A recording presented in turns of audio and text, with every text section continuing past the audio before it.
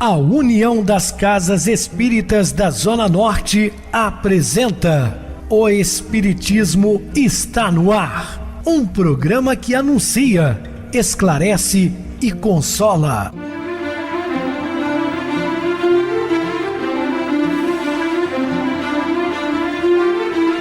Não se turve vosso coração. Credes em Deus, credes também em mim. Na casa de meu pai há muitas moradas. Se assim não fora, eu vou-los teria dito, pois vou preparar-vos lugar. O Espiritismo está no ar. Sintonize esta frequência. Pare, pense na vida, faça perguntas. Uma ótima noite para você, hoje 25 de agosto de 2020, terça-feira, estamos juntos mais uma vez. Muito obrigado pelo seu carinho, pela audiência. Rádio Clube Trans FM, sua voz é a nossa voz. Estamos também no YouTube, Viver Melhor. Deixe seu like, faça seu comentário, porque ele é muito importante para nós. Recebo no programa meu querido amigo, expositor espírita Marco Kistema. Uma boa noite, seja muito bem-vindo. Boa noite, meus irmãos e minhas irmãs. Boa noite, Pedrosa. Muita paz, muita luz para todos nós. Muito bem, Marco, vamos dar continuidade ao estudo que nós iniciamos há quase um mês, falando sobre as viagens missionárias do apóstolo Paulo, e hoje iniciando pela terceira viagem. Dúvidas? Entre em contato conosco ligando para a Rádio Clube Trans FM, que é 0 operadora 32 3211 5697. Para falar comigo, utilize a Oi 98801 2675, o WhatsApp 98449 49 novamente 59, nosso e-mail, o espiritismo está no ar, @hotmail.com. Ou deixe seu recado no YouTube, Viver Melhor. Interajam conosco, façam perguntas, tirem dúvidas, podem dar sugestões ao programa. Estamos à disposição dos ouvintes. Vamos agora para aquele momento muito especial, que é o nosso momento de oração. Sintonize esta frequência. O Espiritismo está no ar. Momento de oração. Queridos irmãos, queridas irmãs, vamos elevar nosso pensamento a Deus, nosso Pai, Jesus, nosso Mestre, pedindo oportunidades de trabalho do bem nessa semana, que tenhamos êxito nas nossas ações e com o nosso pensamento sempre positivo. Assim seja. Estamos apresentando O Espiritismo está no ar. Bem, meus amados irmãos, estamos de volta com o assunto da noite, falando sobre a terceira viagem missionária do apóstolo Paulo. Esta viagem aconteceu no período de 53 a 58 da nossa era, ou seja, o primeiro século do cristianismo. Começa em Antioquia e termina em Jerusalém. De Antioquia, Paulo viaja para Éfeso. Por 2 anos, anda por toda a Ásia Menor, anunciando o Evangelho, fundando inúmeras igrejas e promovendo a conversão de inúmeros gentios. Só para lembrar aos amados ouvintes, igreja, naquela época, pequenos núcleos, nas casas das pessoas, não uma instituição como nós vivemos hoje. Era chamada de eclésias, escrita com 2 Ks em grego, com 2 Cs em latim, uma palavra de origem judaica, que significa também assembleia. Pessoas que se convertiam ao cristianismo, que cediam muitas vezes as suas casas para as reuniões do Evangelho. E promovendo a conversão de inúmeros gentios, os seus companheiros de viagem, apoio imprescindível da difusão do cristianismo, foram Timóteo. Timóteo era um garoto que contava na época com 12 anos, que salvou Paulo de Tarso, se tornando grandes amigos. Paulo foi espancado, deixado semi-morto, e ele, com muita dificuldade, recolhe, levando para sua casa, e de lá sua mãe, então, começa a tratar das feridas. E a partir de então se tornam grandes amigos, ao ponto de ele ser convidado a fazer viagens juntamente com o apóstolo. Não um dos 12 apóstolos, como cita o autor, Timóteo não era um dos 12 apóstolos. E Erastus, está em Atos dos Apóstolos, capítulo 19, versículo de 1 a 22. Nesse período escreve as cartas aos Gálatas e a primeira aos Coríntios. Retorna a Éfeso, onde fica algum tempo com João, o evangelista. João Evangelista passou por muitos anos em Éfeso, lembrando aos irmãos que ele também cuidou de Maria, a mãe de Jesus. O progresso do cristianismo em Éfeso produziu um decréscimo ao movimento comercial e religioso do célebre santuário de Artemisa ou Diana, ali existente.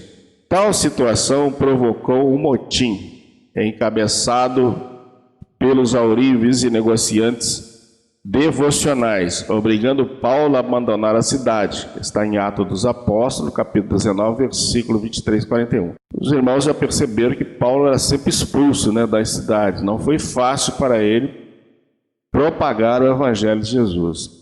Nós só falamos de grande perseguidor, ele passa a ser um perseguido implacável também por povos gentílicos, por judeus. Seguiu então para Macedônia e Acaia, acompanhado por alguns discípulos: Sópater, Aristarco, Segundo, Gaio, Timóteo, Tíquico e Trófimo. Está em Atos dos Apóstolos, capítulo 19, 21, 40, 21, 6. Embarcando em Filipos, escreve a segunda epístola aos Coríntios e empreende viagem para Jerusalém. Fez escalas em Troade, Mileto, Tiro e outras cidades, chegando a Jerusalém no ano 58. Como nós falamos, essa terceira viagem missionária começa de 53 a 58, tudo no primeiro século. Paulo e seus companheiros foram bem recebidos pelos irmãos cristãos e por Tiago e Pedro, que neste momento João, como nós vimos, estava em Éfeso. Está em Atos dos Apóstolos, capítulo 20, versículo 7, 38 e 21, 1 a 2, 6. Antes de seguir viagem para Jerusalém, Paulo sofreu perseguição de alguns judeus enfurecidos, que o mantiveram prisioneiro em Cesareia por 2 anos. Cesareia de Filipe, em homenagem ao fundador, Filipe, filho de Herodes, e a César, que na época era Tibério. Ele coloca o nome duplo, Cesareia de Filipe. Nessa cidade, Paulo estreitou os laços de amizade com Filipe. Aí nós estamos falando agora do apóstolo, um dos 12 apóstolos que ali viviam com suas 4 filhas profetisas. Está em Atos dos Apóstolos, capítulo 21, 8 e 10. Chegando em Jerusalém, Paulo foi até a casa de Tiago, possivelmente Tiago, filho de Alfeu. É aquele Tiago menor, lembrando que nós tínhamos 2 Tiagos, como evangelista, o menor e o maior. O maior é irmão de João, filho de Zebedeu. Este menor, filho de Alfeu. Indo ao templo, foi preso. Está em Atos dos Apóstolos, capítulo 21, 17 e 34. Percebendo que seria morto se permanecesse prisioneiro em Jerusalém, Paulo apela para o procurador da Galileia, Festo, para ser submetido ao julgamento de César, uma vez que era cidadão romano. Está em Atos dos Apóstolos 21, 34, 40, 22, 1, 29. Então ele usou da sua cidadania, que se ele ficasse ali, certamente seria assassinado, uma vez que o número de judeus era muito grande em Jerusalém. Então ele apela para César, com cidadania romana, e apelando para César, Festo não pôde fazer mais nada a não ser encaminhá-lo. Após o esclarecimento que Paulo prestou ao tribuno romano, foi então enviado a Roma para ser julgado. Está em Atos dos Apóstolos, capítulo 23, 10, 11. Agora nós vamos partir para a última viagem missionária do apóstolo Paulo. Essa viagem em direção a Roma, onde vai culminar com a sua morte no ano 67, ainda no governo Nero, e sobre as ordens dos pretorianos tigelinos. Isso se deu na Via Ápia. Então, meus irmãos, vamos à última viagem de Paulo, depois de muitas andanças, muitos desafios, muitos momentos difíceis que Paulo teve que evadir de várias cidades para espalhar a palavra de Jesus e do cristianismo. Lucas narra todas as peripécias dessa viagem marítima: o naufrágio, o refúgio em Malta e chegada em Roma, conforme narra o Atos dos Apóstolos, os capítulos 27 e 28. Ali, Paulo permaneceu em prisão domiciliar durante 2 anos, recebendo visitas e trabalhando na pregação do Evangelho. Note que mesmo em prisão domiciliar, Paulo continua a sua pregação dos ensinamentos evangélicos, conforme Atos dos Apóstolos, capítulo 28. São deste período as cartas do cativeiro de Paulo a Filemon, aos Colossenses, aos Efésios e aos Filipenses. Um período mesmo encarcerado no lar, Paulo trabalha incessantemente. Um grande exemplo para todos nós. Há indicações que Paulo foi libertado no ano 63 da nossa era, situação que lhe permitiu executar antigo projeto de pregar o Evangelho em terras espanholas, nos confins do mundo, conforme afirma a sua epístola aos Romanos. Alguns estudiosos têm dúvidas se efetivamente Paulo pregou a Boa Nova na Espanha, até porque não é fácil reconstruir o itinerário de sua última viagem. Sabemos que ele voltou a Éfeso e dali partiu para a Macedônia. Também esteve em Creta, conforme narra Timóteo, em Corinto e em Mileto, também narrado por Timóteo. Nesse período escreveu 2 cartas, a primeira a Timóteo e a Tito. Foi preso em 66 e levado de volta a Roma. Emmanuel esclarece que Paulo foi à Espanha, onde difundiu o Evangelho, partindo para este país quando da chegada de Pedro a Roma. Alegando que Paulo substituíra com vantagem, deliberou embarcar no dia prefixado, num pequeno navio que se destinava à costa gaulesa. Acompanhado de Lucas, Timóteo e Dimas, o velho advogado dos gentios, Paulo partiu ao amanhecer de um dia lindo, cheio de projetos generosos. A missão visitou parte das Gálias, dirigindo-se ao território espanhol, demorando-se mais na região de Tortosa. Enquanto Paulo estava na Espanha, ocorreu a prisão do apóstolo João, que ficou mantido sob vigilância nos cárceres imundos do Esquilino. Nesse ínterim, Pedro envia mensagem a Paulo, suplicando-lhe intercessão junto às autoridades romanas, seus conhecidos, já que Paulo tinha muitos contatos nesse meio, em benefício do filho de Zebedeu. Paulo interrompe então seu trabalho evangélico na Espanha e retorna imediatamente a Roma. O ano 64 seguiu seu curso normal, indiferente às aflições que se abatiam sobre numerosos cristãos. Tempos depois, Paulo é outra vez aprisionado em Roma, mais uma vez aprisionado. Este segundo cativeiro foi mais penoso do que o primeiro, pois o apóstolo ficou em prisão comum, ao contrário do primeiro em que ficara em prisão domiciliar, como já narrado. Considerado malfeitor, desde o ano de 64, o nome cristão era sinônimo de marginal por ordem do imperador Nero, o nome de Paulo. Escreve então a segunda epístola a Timóteo, O texto existente em 2 Timóteo 4,11 é considerado o testamento do apóstolo. Supõe-se que escreveu a Epístola aos Hebreus entre os anos 64 e 66 em Roma, ou talvez em Atenas. Segundo a tradição, sua pena capital foi a decapitação, no ano 67, na cidade de Roma.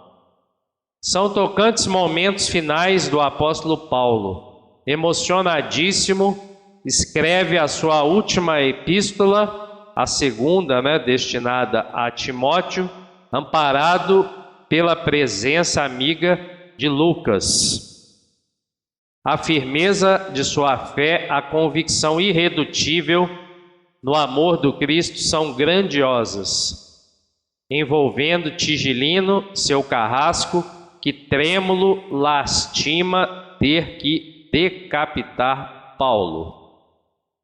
Do outro lado, no plano espiritual, amigos sinceros o aguardavam, sendo inicialmente abraçado por Ananias, aquele que lhe restituiu a visão nos idos tempos, após os acontecimentos na estrada de Damasco. Então, após a partida do mundo material, Paulo começa a se reencontrar com seus amigos da última encarnação, e o primeiro é Ananias. Mais tarde encontra Gamaliel, que fora seu preceptor, que reunidos em caravana viajam por todos os lugares onde peregrinou, chegando em Jerusalém, no Calvário, local onde Jesus foi crucificado. A luminosa caravana espiritual, ora fervorosa, envolvidos em júbilos elevados, Paulo vê então surgir à sua frente a radiante figura de Jesus, que tem ao seu lado Estevão e Abigail. Deslumbrado, arrebatado, como é de se imaginar esse grande encontro, o apóstolo apenas pôde estender os braços, porque a voz lhe fugia no auge da comoção. Então aí é uma coroação, após a desencarnação de Paulo, ele começa a fazer peregrinações com irmãos que ele conviveu na última encarnação, culminando no encontro com Jesus, Estevão e Abigail, uma bênção para o apóstolo dos gentios. Bem, meus irmãos, encerramos o estudo a respeito das viagens missionárias do apóstolo Paulo e vamos para as cartas, as epístolas. Através de suas epístolas, Paulo transmitiu aos seus discípulos uma fervorosa fé em Jesus Cristo e na sua ressurreição. Falando de ressurreição, ele nos fala em 1 Coríntios, no capítulo 15, aliás, todo o capítulo 15. Então, para o amado ouvinte que queira saber como funciona o processo da ressurreição, está muito bem explicado por Paulo de Tarso, em 1 Coríntios, chamando-nos inclusive de insensatos, dizendo que semeado o corpo animal, ressuscitará corpo espiritual, mostrando que a ressurreição é do espírito e que o sangue, o corpo, não herdarão o reino dos céus. As cartas ou epístolas de Paulo são denominadas pastorais porque estão dirigidas a um destinatário específico. Ele destina essas cartas às cidades ou a alguns trabalhadores que fizeram parte de sua caravana, das suas viagens. Trata-se de instruções, conselhos, repreensões ou exortações do apóstolo aos seus discípulos. As demais epístolas existentes no Evangelho, Pedro, João, Judas, o Judas é o Tadeu, ao contrário, são de caráter universal, porque destinadas aos cristãos em geral. Quem pretenda conhecer Paulo deve estudar as suas epístolas e o Atos dos Apóstolos, duas fontes independentes que se confirmam e se completam, não obstante algumas divergências em pormenores. Mas ali, os amados ouvintes podem ter uma noção maior de como foi Paulo de Tarso, sua trajetória, né? Vocês podem estudar as 14 cartas deixadas por ele e também Atos dos Apóstolos, quando Lucas fala do apóstolo. As epístolas e os Atos dos Apóstolos nos traçam também um retrato surpreendente da personalidade do apóstolo. Paulo é apaixonado, alma de fogo, que se consagra sem limites a um ideal. E esse ideal é essencialmente religioso. Para ele, Deus é tudo, e ele o serve com uma lealdade absoluta. Primeiro perseguindo aqueles que ele tem na conta de hereges, quando ele tinha uma outra visão sobre o cristianismo, né? Ele considerava hereges todos aqueles que não seguiam a orientação mosaica. Está em Gálatas 1:13 e Atos dos Apóstolos 24:5-14. Depois, pregando ao Cristo, após haver entendido por sua revelação que só nele está a salvação. Esse zelo incondicional traduz-se pela abnegação total ao serviço daquele que ama. Ao ponto, meus irmãos, dele ter que dizer que não sabia se é ele que vivia, se o Cristo que vive em mim. Ou seja, tamanha era a ligação, espiritual dele com Jesus de Nazaré. Trabalhos, fadigas, sofrimentos, privações, perigos de morte, por tudo ele passou, 1 Coríntios 4:8, 13, 2 Coríntios 4:8, 6, versículos de 4 a 10 e capítulo 11, versículos 23 e 27. Nada lhe importa, contando que cumpra a missão pela qual sente responsável. 1 Coríntios 9:16. O ardor do seu coração sensível se traduz bem nos sentimentos que demonstra para os seus fiéis. Há historiadores que enxergam aspectos místicos no caráter de Paulo. Outros consideram, sob certas circunstâncias, exaltado e doentio. Isso são opiniões, o que foge do nosso conceito aqui como cristãos espíritas. Para nós, ele foi o maior mensageiro do cristianismo, após o Cristo, obviamente, é o maior de todos os apóstolos. Nada é menos fundamentado. Ele nada tem do imaginário, se julgarmos pelas imagens pouco numerosas e corriqueiras que emprega.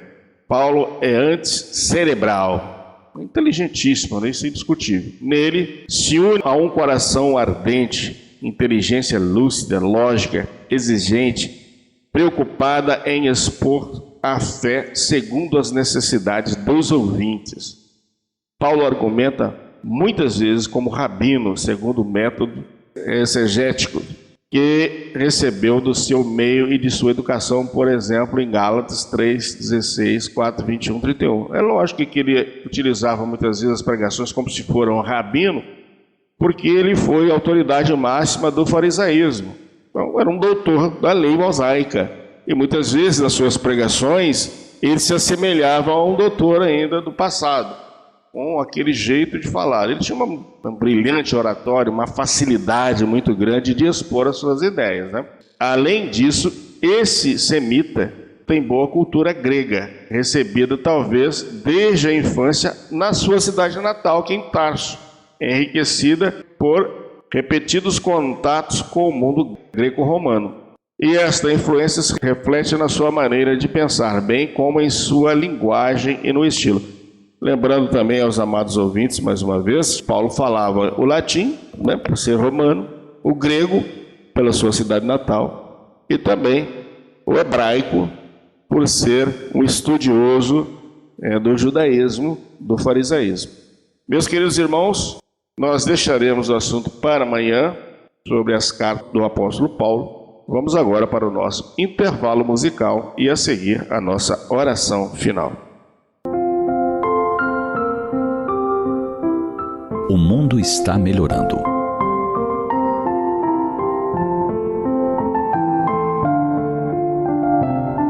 Sempre ouvimos falar que para um mundo melhorar, é preciso que as pessoas melhorem.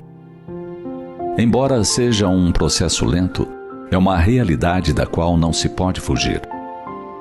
Quanto mais pessoas se dispuserem a colaborar nessa melhoria, olhando com mais atenção ao seu redor, identificando situações onde possam agir em favor do bem, mais rápida se fará essa transformação. Diariamente temos exemplos de que a face do mundo está se modificando. Basta ter olhos de ver. Como aquele rapaz que passava pela rua e se surpreendeu com o que viu. Parou, fotografou, compartilhando posteriormente em seu perfil em rede social. Explicou depois o que vira. Uma enfermeira, moradora na cidade do México, saindo de seu plantão, viu um homem em uma cadeira de rodas. Todos passavam e ninguém lhe prestava atenção. Talvez seja essa uma conduta de autodefesa. Se fingirmos não ver o problema, não temos compromisso com qualquer tentativa de solução. Sabemos que as condições de pobreza, da falta de moradia, da fome e da saúde têm sido um grande desafio em quase todos os lugares. Contudo, nada nos impede de colocarmos uma gota de bálsamo, de amor e atenção fraterna no coração daquele que sofre. Não resolvemos o problema, mas se nos aproximarmos, quiçá possamos descobrir que a ajuda de que a pessoa necessita não é tão grande e que podemos oferecê-la. Certamente, com essa disposição, Mari Carmen se aproximou e verificou que aquele cadeirante sofria muito. Trazia os pés feridos. Sem pensar em seu cansaço, depois das horas de trabalho, ela se prontificou ali mesmo a tratar dos ferimentos com o material que trazia em sua maleta. Não terá resolvido o problema da fome dele, da ausência de família, de abrigo, mas diminuiu-lhe a dor, o que ele mais precisava naquele momento.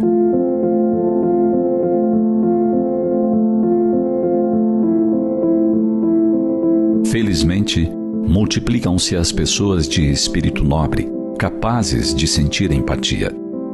São gestos dessa ordem que arrastam outros à solidariedade na tentativa salutar de imitá-los. Isso faz parte do mundo melhor que estamos construindo, um mundo que reflete fraternidade, semeadura de paz. Essa paz que almejamos para nós, para nossos amores, para o mundo. Buscar saber quem realmente somos, de onde viemos, por que estamos aqui e para onde vamos, nos auxiliará a clarear o caminho para a instalação dessa paz tão falada, tão desejada. O Evangelho de Jesus, como um processo educativo do ser espiritual que somos, nos auxilia a nos percebermos como construtores desse mundo almejado. Pessoas espiritualizadas fazem a diferença em nossa sociedade, agindo conforme a lei de amor e promovendo o bem onde se encontrem. O Mestre Jesus foi quem nos afirmou que o que fizermos a um faminto, a um doente, a um necessitado de qualquer ordem, a ele mesmo o estaremos fazendo. Que coisa grandiosa se assim pensarmos. Servir ao Rei dos Reis na pessoa do mais humilde cidadão. Isso mais nos deve incentivar a prática das boas ações, ao atendimento aos pequenos do mundo. Será com o amor que trazemos em nós que alimentaremos a chama do amor no mundo. Pensemos, tudo começa em cada um de nós. Sintonize esta frequência. O Espiritismo está no ar. Momento de oração. Queridos e amados irmãos em Cristo, o lugar de socorro. Estará você sofrendo desencantos, varando enormes dificuldades, suportando empeços com os quais você não contava? O trabalho em suas mãos muitas vezes se lhe afigura um fardo difícil de carregar. Falham recursos previstos, contratempos se seguem uns aos outros, tribulações de entes amados lhe martelam a resistência. A enfermidade veio a seu encontro, entretanto prossiga agindo e cooperando em favor dos outros. Não interrompa os seus passos no serviço do bem, porque justamente na execução dos seus próprios encargos é que os mensageiros de Deus encontrarão os meios de trazerem a você o socorro preciso. Portanto, meus queridos e amados irmãos, arregacemos as mangas e vamos trabalhar quando estivermos passando por grandes dificuldades e provações. Porque assim, os benfeitores espirituais se acercarão de nós, trazendo o lenitivo, o consolo necessário para resolvermos, acima de tudo, os problemas pessoais. Muita paz, que Deus nos abençoe. Meu querido irmão Marcos, suas despedidas. Boa noite, meus irmãos e minhas irmãs. Boa noite, Pedrosa. Muita paz, muita luz e que oportunidades de trabalho no bem estejam sempre no nosso cotidiano. Muita paz, Marco. Mais uma vez, muito obrigado por seu apoio aqui no programa. Boa noite também a todos os amados irmãos ouvintes da Zona Norte de Juiz de Fora que nos acompanham sempre pela rádio local 87,9. Aos internautas do Brasil, dos Estados Unidos, da Europa, parte da Ásia também, nossa boa noite. Permaneçam ligados ouvindo a nossa próxima atração. Boa noite a todos e até amanhã, se Deus quiser.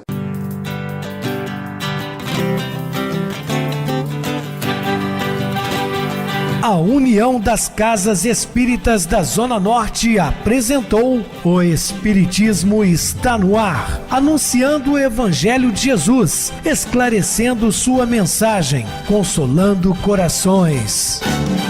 Olhe pro céu e descubra imagens de luz. Se tem Jesus, o amor todo que Deus te deu. Pense no bem, no melhor em que pode fazer. Seja o que for, também vai receber.